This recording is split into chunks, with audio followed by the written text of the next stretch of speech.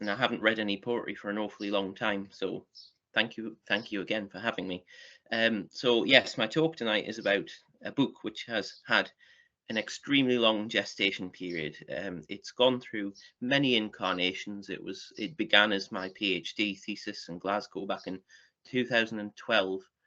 And then once I got my degree, I just left it. It just went into abeyance. I put it on a shelf and never thought about it again until COVID came along. And I had this niggling sense of guilt that I'd put nearly 4 years worth of work into this, and I really should do something with it. So this is really going to be a whistle stop tour because it's quite a long book and it covers a lot of ground. But bear with me. I'm sure we'll get through it all. So here you can see the cover. This is as the book will appear, and thanks to the Tanner Hill Trust at Glasgow, the Andrew Tanner Hill Trust, I managed to get some funding to use this lovely. It's from 1944. It was to raise interest in the wheat harvest, to drum up volunteers for the wheat harvest in Scotland. And I'll explain in a moment why that motif of the harvest is relevant here. So the introduction to the book poses the question, are these, and they're mostly young, at the time they were mostly young poets, mostly young men and women born in the 2010s, the 1910s and the 1920s. Were they growing through or for the war? So, for instance, we have a quote here from a poem by Hamish Henderson, who we'll encounter very soon, and this was written in 1939. And you'll see it just on the right-hand side of the screen. We had 20 years for building and learning. Those 20 years come back no more. An incendiary dawn is prelude to this soft morning, the first morning of the new war. So the question is whether or not these people felt that they were born for the war, or that it was something that they had to live through and maybe benefit from, or, as we'll see, also perhaps suffer great trauma because of. One of the great problems about the Second World War and its poetry is that it always languishes in the shadow of the Great War. The Great War will always have the freehold on poetry as one of suffering and futility. But the Second World War covered a much greater ground. It really affected all sections of society, and it really behooves us to come to terms with it and read it and understand it. One of the things that we have to understand is that the Great War has its own poetry. As we say, it's Wilfred Owen, it's Sassoon, maybe it's Brooke as well. But how is it different? And one of the terms that I latched onto in the introduction is the assets of peace. So the idea that what is being fought for, apart from just the anti-fascist struggle, what is being fought for, what can be gained for society, and obviously the push for a home rule for Scotland adds a great impetus to that. And the book covers combatants and non-combatants, but that's not a clear division, because you will have people who were very much pro-war but might have actually refused military conscription for political reasons. So that the lines are slightly blurred. It's not an ideal dissection. And the front line and the home front, those two also converge quite often. And finally, the idea of the harvest is the great reaping of poetry that came from this, and it wasn't all immediate. There were some poets who were writing during their military experience, such as Solly MacLean, but there were poets who were they felt completely inhibited by the war. They felt that they couldn't write about their experience, such as Edwin Morgan, who we'll come to, who had a very belated war poem in the form of a long sequence called The New Divan. And Edwin Morgan, speaking of Edwin Morgan, if we look at the bottom of the screen, we have a quote from him saying why we should pay attention to the specifically Scottish contribution. Who were the Second World War poets? Oh, Keith Douglas and Alan Lewis. What of Hamish Henderson's Elegies for the Dead in Cyrenaica? Solly MacLean's Desert Poems? George Campbell Hayes' Bizerte? The last is one of the most moving poems from that war, but who in England knows it? So the first figure we're going to encounter is probably one of the most pivotal Second World War Scottish poets, Hamish Henderson, and he's toasting you here. Although he lived a life, I mean, his post-war life was completely devoted to peaceful means. He was devoted to the folk song revival in Scotland. He was a great collector and scholar of Scottish folk song. It might surprise you to learn that he was he adopted an extremely martial stance towards the war. He made no bones about the fact that he was vigorously anti-fascist, and his book sequence about his war experiences, his poetry sequence, Elegies for the Dead in Cyrenaica,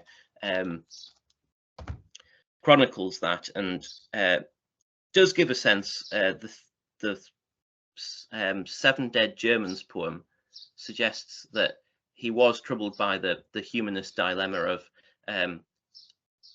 I want to see fascism ideologically destroyed, but look, here I'm visiting the graves of these 7 German soldiers.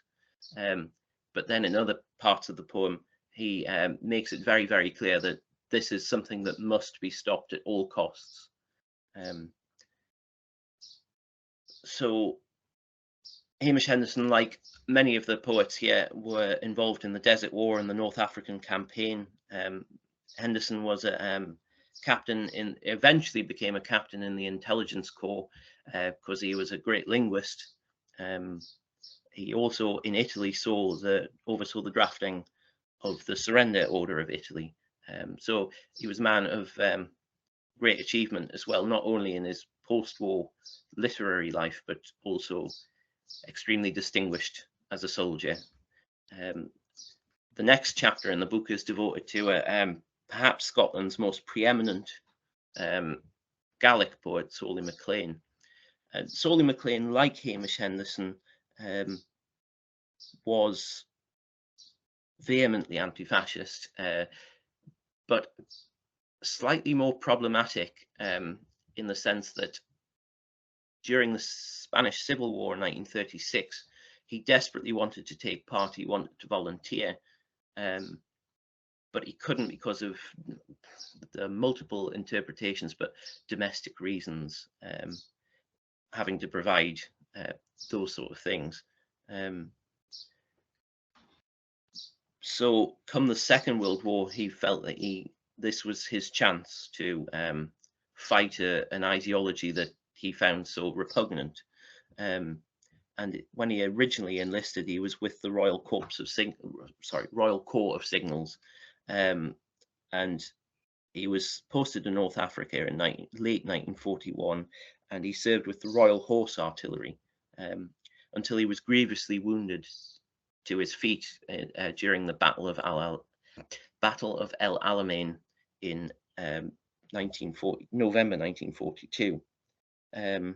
After that, while he was recuperating and while he was sent home, he was helped by his friend Douglas Young, who we will also encounter here, who helped publish his first collection, Dan Duema, and Douglas Young even provided English and Scots translations for these poems. I'm afraid that it's quite a this is really, I'm going to have to whiz through this, but this poem that you see here is called Ruiset Ridge. It's only just a little fragment, but if you can read it in your own time, you get a sense again of his great moral dilemma of seeing this ideology that he hates translated into the form of effectively innocent people that are going to have to be killed or have been killed. The next figure is, for me, perhaps the most interesting, unique, but troubled figure here, George Campbell Hay. What marks George Campbell Hay out so much is that he is perhaps, in the history of Second World War poetry, the only Allied figure to extensively engage with the Arab and Imazighan people. They would have been called Berbers back then. His poetry shows a tremendous empathy and sympathy towards these people who are effectively caught in the crossfire, collateral damage. So George Campbell Hay was strongly opposed to the war, didn't want to take part in it, fled conscription, but he was eventually hunted down, and he was given the option between a prison sentence or being sent out to the front line. So he eventually served in Italy and Macedonia, but it was in North Africa where he was truly traumatized by what he saw, because he was taking part in the night watch during the saturation bombing of Bizerta, because it was one of two deep water ports, and obviously the Allies needed to take control of it, and he witnessed the saturation bombing, and that's where this poem Bizerta, that you can see a little fragment of here, comes from. What is their name tonight? The poor streets where every window spews its flame and smoke, its sparks and screaming of its inmates, while house upon house is rent and caves in a gust of smoke. And who tonight are beseeching death to come quickly in all their tongues, or are struggling among stones and beams, crying in frenzy for help, and are not heard? Who tonight is paying the old accustomed tax of common blood? I should also point out that Solly MacLean and Campbell Hay here, I'm reading an English translation. I'm afraid I don't speak any Gaelic.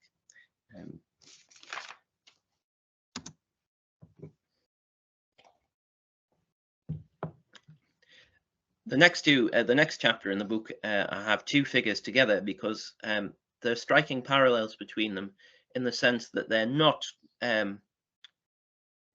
gung-ho or particularly heroic or big fighting characters. Edwin Morgan and Robert Garriock are really distinguished because of their canniness, their self-preservation, and perhaps arguably their anti-heroism, that they make a virtue of the fact that they are anti-heroic.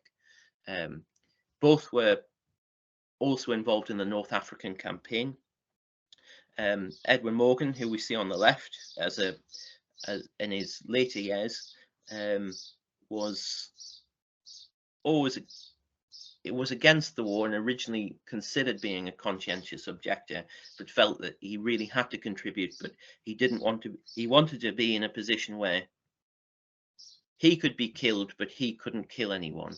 So he joined the Royal Army Medical Corps, and he has a very moving poem, or very harrowing poem, about his stretcher bearing experience, having to pick up dying or dead bodies off the battlefield.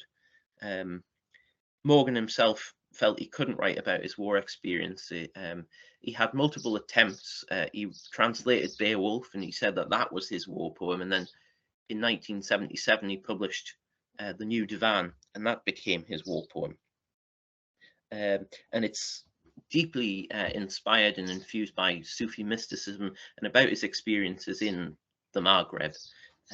And I really do urge you to hunt it out if you can. Garriock was in the Royal Court of Signals as well. He was captured in late 1942 during Operation Torch, which was an attempt to get the US troops involved. He spent the rest of his war as a prisoner of war, and that really affected his view of the rest of his life. He had a very, very canny eye for tyranny or oppression in any form.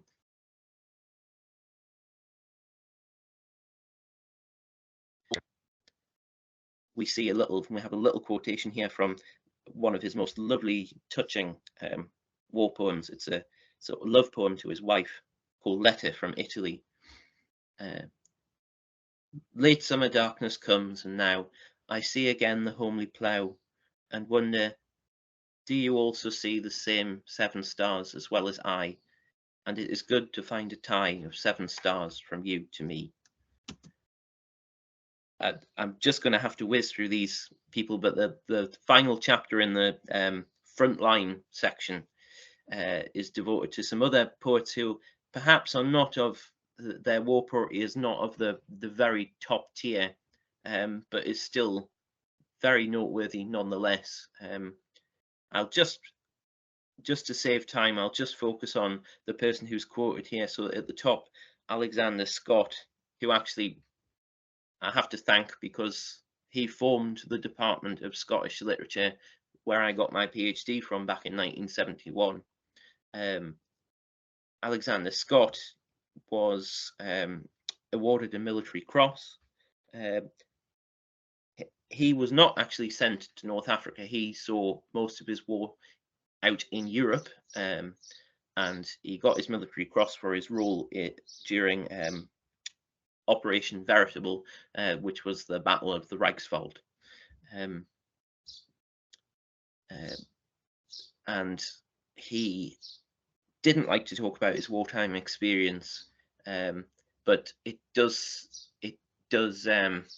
emerge quite abruptly throughout his poetry. If you read his poetry, the wartime experience does certainly occur quite often, and one of his great poems is the Macca's Lament, where he feels he feels a great deal of survivor's guilt, because the men who he was in charge of in his regiment have died, but he's still alive, and he feels this tremendous yoke of responsibility upon him to do something with his life, to render the loss of their lives into something meaningful. So the poem you see there is how you should be singing for us dead men. You should be, you should be earning your keep. You should be doing something. And that's one of the things that marks out all of these poets, is they all contribute something very, very positive and meaningful to post-war Scottish society. So we're now at the halfway point of the book, and we're into the home front. And some people mistakenly think that Douglas Young and Norman McCaig were conscientious objectors. Well, Norman McCaig certainly was, but Douglas Young wasn't. And the reason why Douglas Young refused conscription was that he refused military and industrial conscription because he felt that he wanted to draw attention to his cause of Scottish independence and Scottish Home Rule, and he felt that the Treaty of Union of 1707 meant that he was not to be enlisted by what he saw as a foreign or alien government.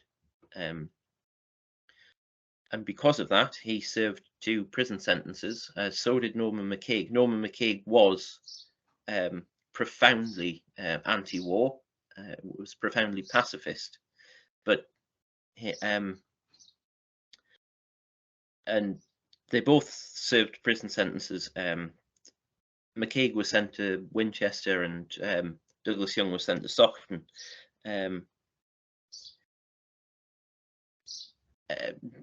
Douglas Young, as we heard, had helped Solly MacLean, was a great sort of confidant and friend of many of these figures, but he wrote very little poetry after the Second World War, and effectively died in exile because he couldn't get the university position that he wanted in Scotland. Norman McCaig, on the other hand, was a very young starter in poetry. He was publishing in the mid-30s, but he was deeply inspired by the New Apocalypse movement, which we'll hear a bit more about in a moment. And he really had what he said was a long haul to lucidity. So it took a long time for him to start writing poems that he really felt were worth the test of time. Anyway, so I need to press on. So there was a huge polyphony of voices involved in the home front in Scotland, and again, I simply don't have the time to go through all of these figures. But I'll focus again on the person you can see there, well, the picture, the painting you can see, and that's a young Sydney Goodsir Smith. And the poem that's quoted is Mother's Lament, Mother's Lament. And Sydney Goodsir Smith was, like quite a few of these people, these names that we see here, was declared medically unfit for the war effort. He had chronic asthma. And he spent most of his war teaching English to Polish troops, and it was as part of the War Office, and it was effectively his last and only form of employment. He was afterwards he became a great character and dandy in Edinburgh.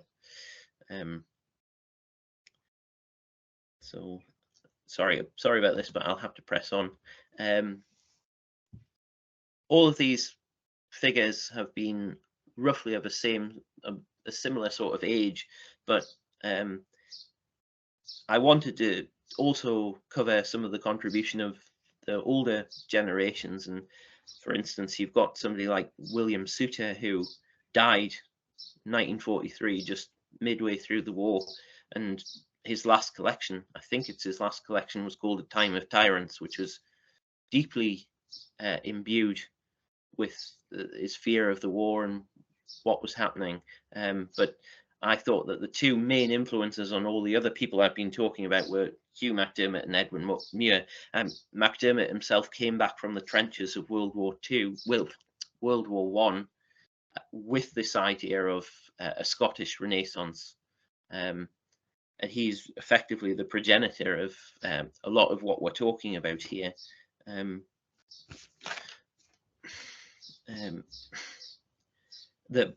They began as friends, but they ended up as perhaps foes, because they disagreed about the viability of Scots. One of the great pillars of MacDiarmid's Renaissance was he wanted to revitalise a literary Scots, and Muir felt that this the poetry simply wasn't viable in this form. Hugh MacDiarmid had a very tough Second World War.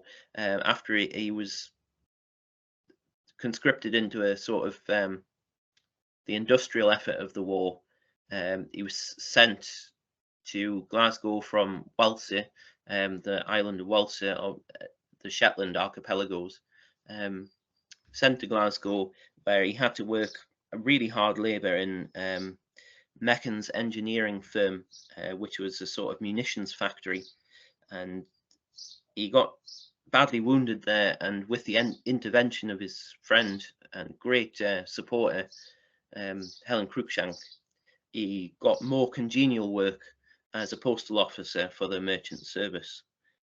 Muir, on the other hand, perhaps fared a little better during the war. It didn't start well because he was in the Home Guard in Dundee, and they had him lifting sandbags, and he nearly suffered a heart attack. But one of his friends, Harvey Wood, intervened and got him work as part of the British Council, starting in Edinburgh, but that's what took him to Europe.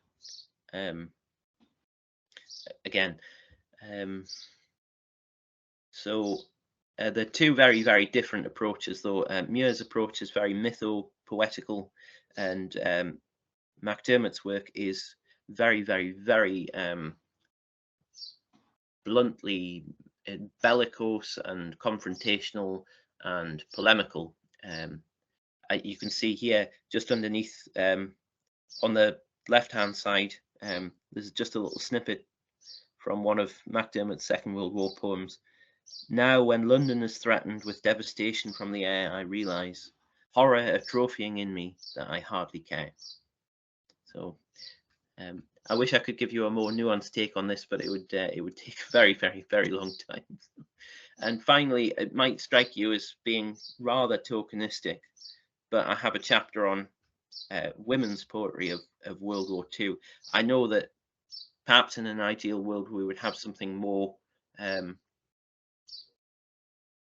I don't know, more integrated in the book. But and I know it's not ideal to make a point of women purely because of the gender, but nothing has been done. In fact, I'm the first person to ever write academically or critically about Joan Ewer and Cray Ritchie as poets. Joan Ewer has been written about extensively as a playwright, but not as a poet.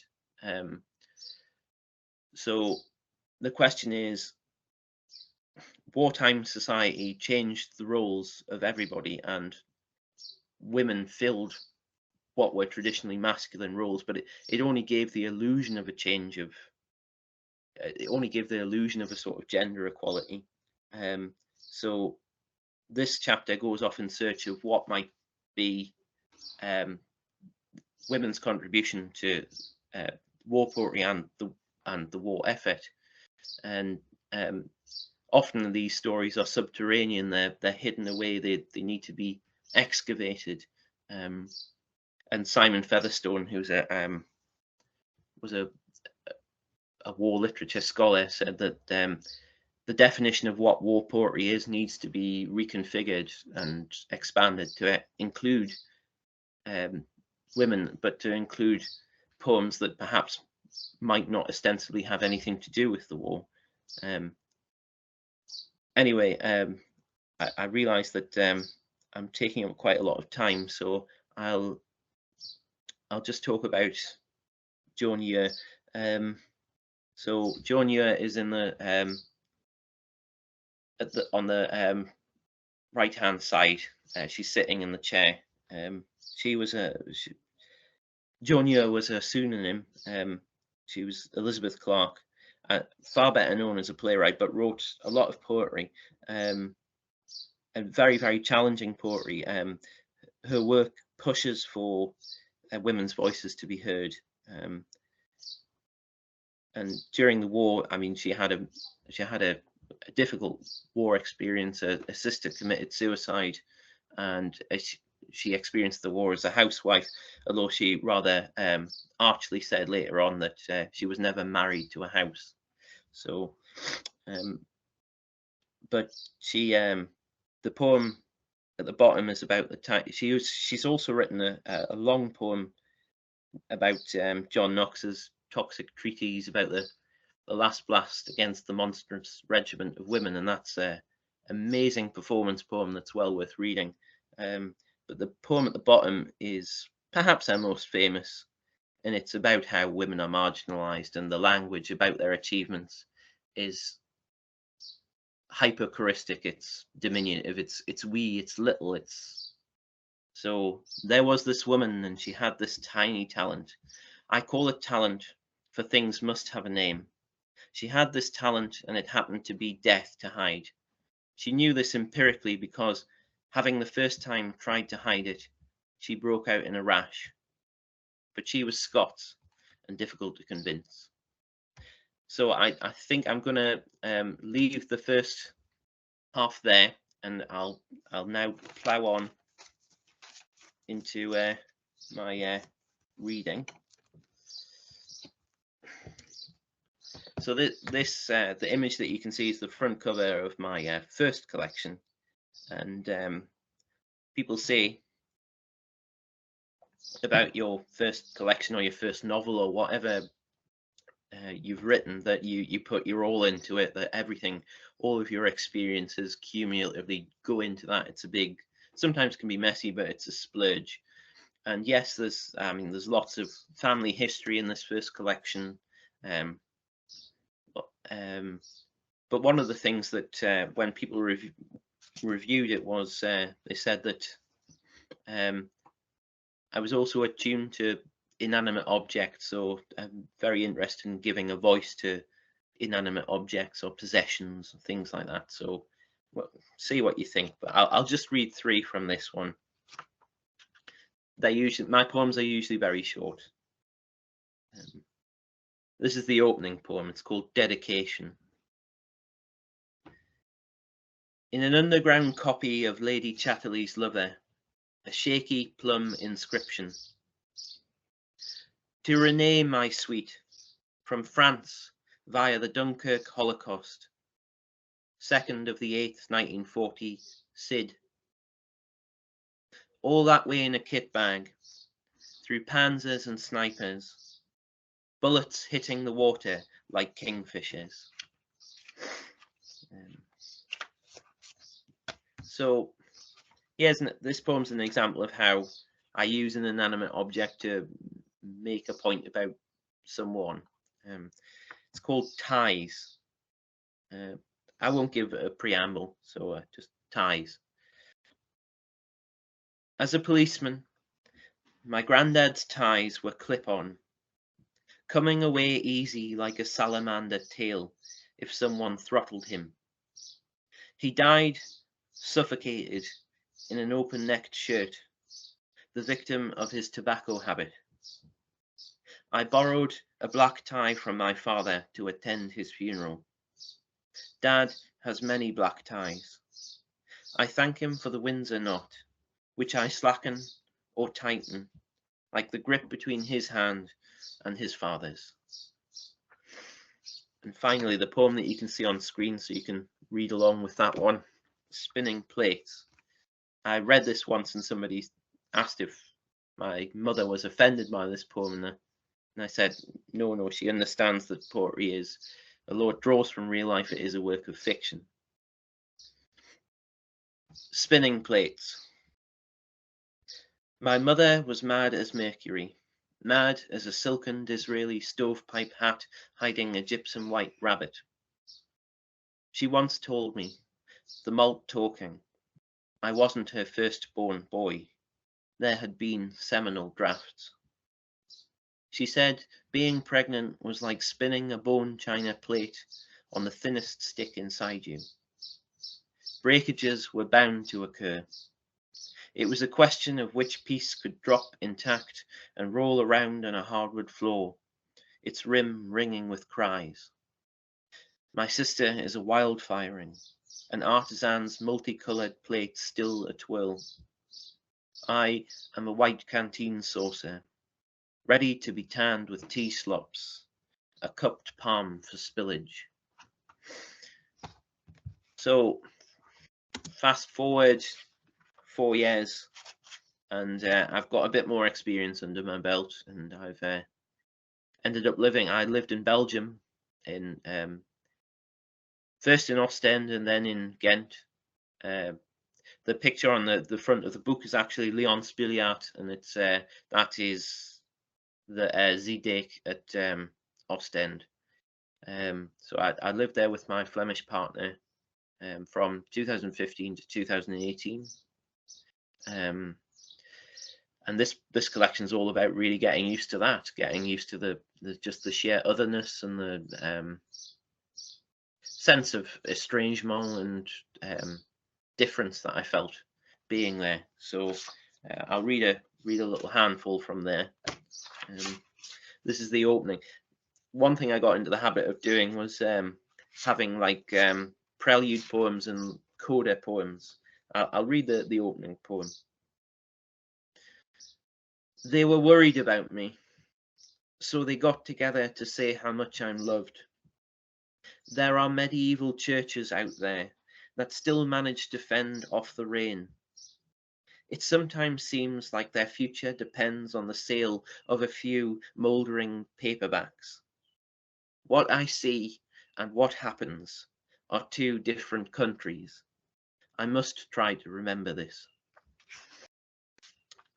When we moved to Ghent, we lived on a street called, very colonialist sounding street called Congo Straat.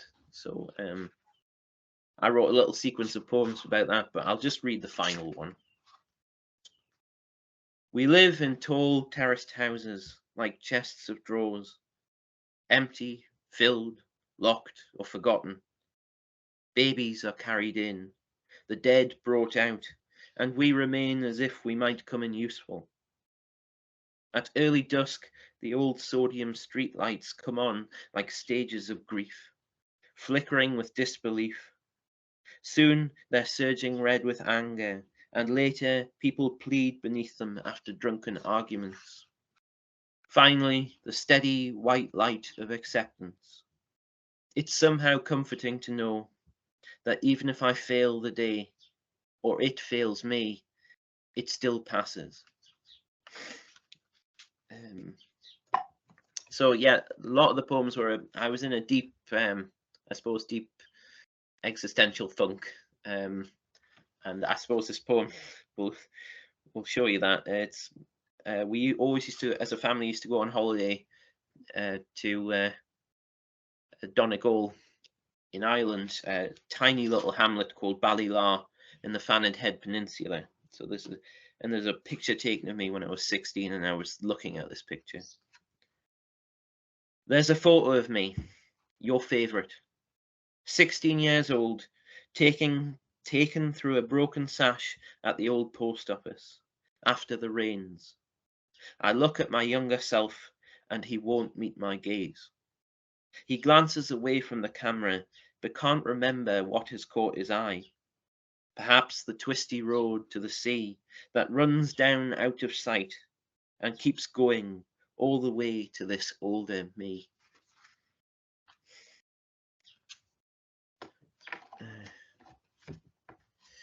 Yes, I've never had a I've not had a particularly conventional employment career, I suppose you could say, and I wrote this little poem about it. It's called Career Change.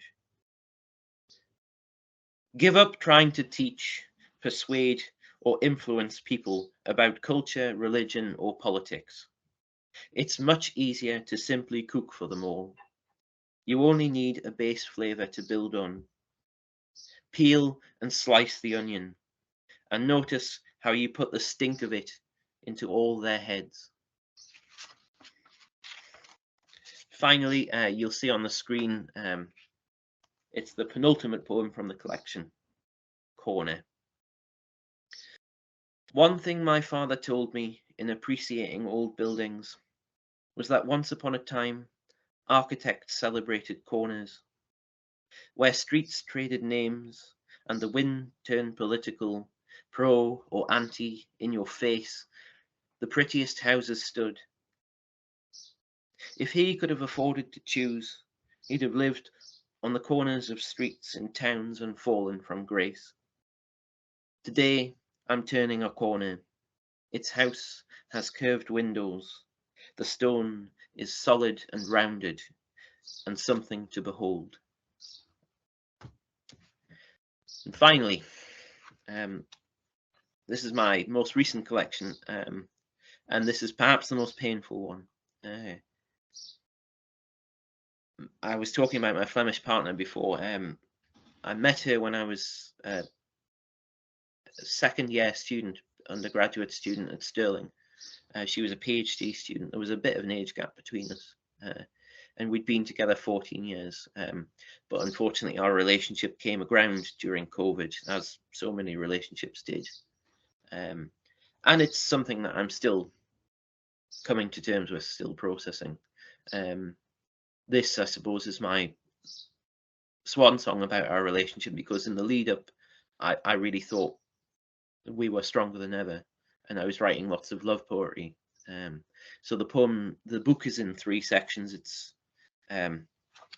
before the break, and then events leading up to the break, and then the break. Again, like the previous collection, I have a little opening poem that sort of casts its spell over the whole collection. It's called Out of the Blue. She left me at the height of nesting season, birds building while I was dismantling my home. She left me as brambles we'd planted were fruiting, their berries tart like the metal of front door keys. She left me, and I walked down the garden path for the last time, all confettied with blossom, the petals like plectrums, as if one day I might learn to make music from all this.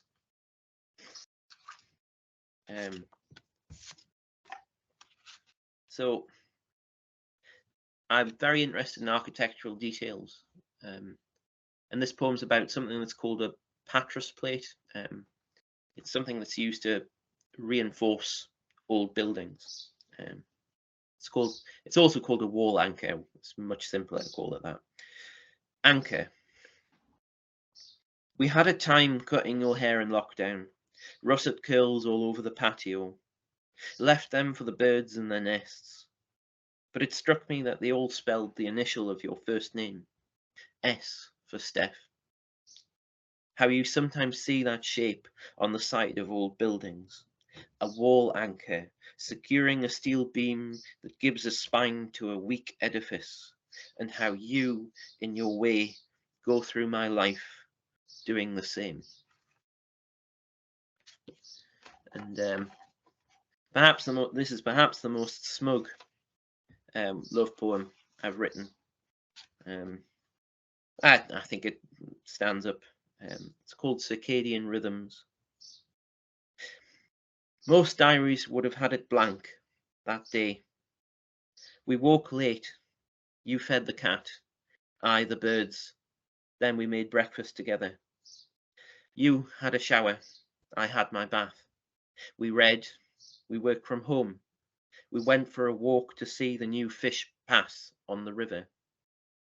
You cooked lunch. I did dinner. You spoke Flemish online with family. I stuck to English on the phone with my mother. The cat sat on each of our laps. We went to bed together, both asleep within minutes. It was one of the best days of my life.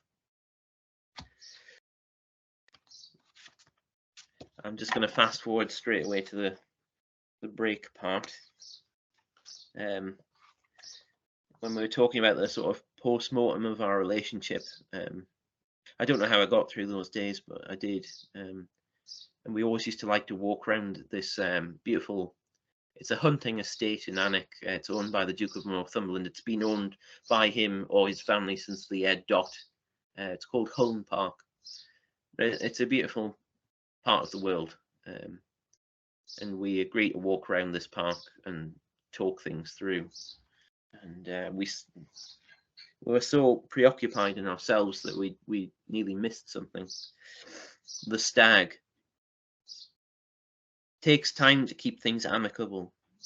We go on long country walks we once did hand in hand, and walk for miles together, a metre apart. So soaked in our own pain, we barely notice a fallow deer stag grazing on nettles beside us. He looks in lofty pity and carries on with his stinging repast. We never married. I never was the stag. But this one's a saint for distracting us briefly. This awful day we talked to discuss the killing of a love that, had it been a deer, would have easily been a 16-pointer. Finally, I'm just going to finish with the outro poem, the sort of envoy to the collection. This will be me finished. Sermon. In the churchyard, the Red Admiral lands on the wall where I'm sitting.